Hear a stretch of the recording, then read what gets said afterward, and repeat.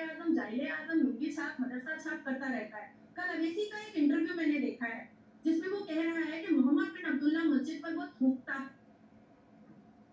तो इसका जवाब इस पूरे भारत और पाकिस्तान का मुसलमान कैसे देगा कि अवैसी ने खुद अपने मुंह से कहा है कि मोहम्मद बिन अब्दुल्ला मस्जिद पर वो थूक रहा है।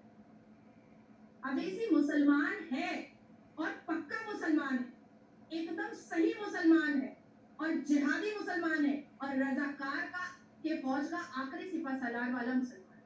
और वो भारत में हिंदू मुस्लिम को अलग करने के लिए और मुसलमानों को भारत के मुसलमानों को बर्बाद करने के लिए वो यहाँ पर है। ठीक है, अगला सवाल मेरा, क्या योगी आदित्यनाथ भविष्य में केंद्र के नेता के तौर पर स्थापित होंगे? मैं योगी जी को भविष्य में भारत के प्रधानमंत्री के रूप में देखना चाहती हूँ। भारत के प्रधानमंत्री के तौर पर संभावनाएं हैं? नरेंद्र मोदी जी के बाद अगला चेहरा वो है? देखिए, लाइन तो बहुत लंबी है। नरेंद्र मोदी जी के बाद अमित शाह जी है, अमित शाह जी के बाद योगी जी है और मैं मेहनत करूंगी जितनी मेरे अंदर मेहनत मैं कर सकती हूँ, आखिरी सांस तक मेहनत करूंगी, पर तभी मरूंगी जब योगी जी को प्रधानमंत्री देखूंगी। ठीक है, अगला सवाल मेरा एक है, आप चाहे तो पास भी कर सकती हैं, इसे थोड़ा विवादित सवाल भी आपके संगठन के लिहाज से होगा। अमित शाह और योगी आदित्यनाथ में केंद्र के तौर पर भविष्य में बेहतर नेता हो? योगी जी। योगी जी, ठीक है। अडानी और अंबानी को क्या बीजेपी का संरक्षण हासिल है? ये किसने फोन करके बताया? अगर किसी ने बताया होगा भाई, मेरे पास फोन नहीं आया है तो इसलिए मैं नहीं जानती। जी, राहुल तो गांधी राहुल गांधी, राहुल गांधी फिर इसकी पुष्टिकरण कर सकते हैं, कोई प्रूफ दिखा सकते हैं, मैं तो नहीं दिखा सकती। जी, और अलग अलग हिंदुत्ववादी लीडर्स का ये बयान कि सनातन खतरे में है, इसको आप किस नजरिए से? बिल्कुल सनातन खतरे में है।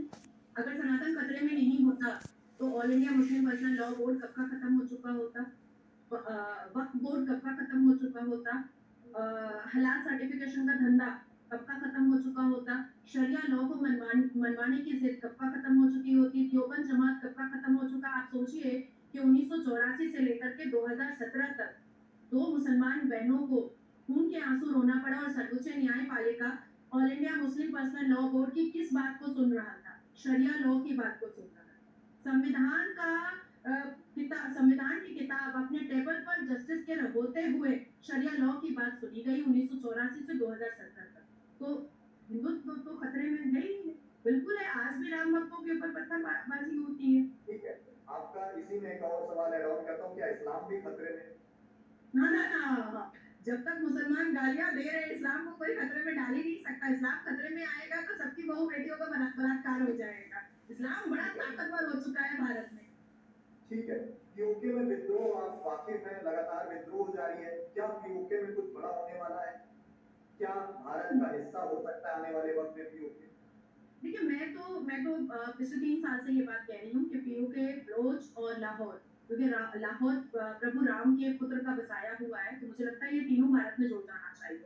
नेहरू की गलतियों को सुधारने का वक्त आ चुका है और बिना बिना गोली बारूद के, बिना किसी सेना के, बिना किसी आर्मी के, बिना किसी टिप्पणियां के, बिना किसी चीज के अगर पीओके खुद आना चाहता है हमारे पास तो मोस्ट वेलकम। एकदम भगवा गमछा और गेंदे का फूल और तिलक लगा करके उनका स्वागत किया जाएगा।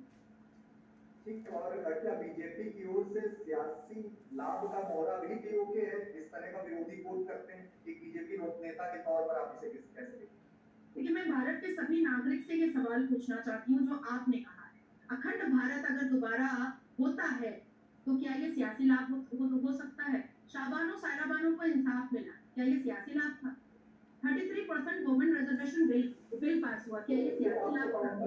वो आपको काउंटर करेंगी, वो कहेंगे कि चुनाव के आते पीओके और सरहद पर हलचल क्यों होने लगती है, विरोधी ऐसा कोट करेंगे। आप मैं तो कह रही हूँ प्रियांक जी, मैं तो कह रही हूँ कि आप मेरे पाकिस्तान चैनल के सारे न्यूज को उठा करके देखिए। मैं 3 साल से कह रही हूँ कि पीओके हमारा था, हमारा है, हमारा रहेगा।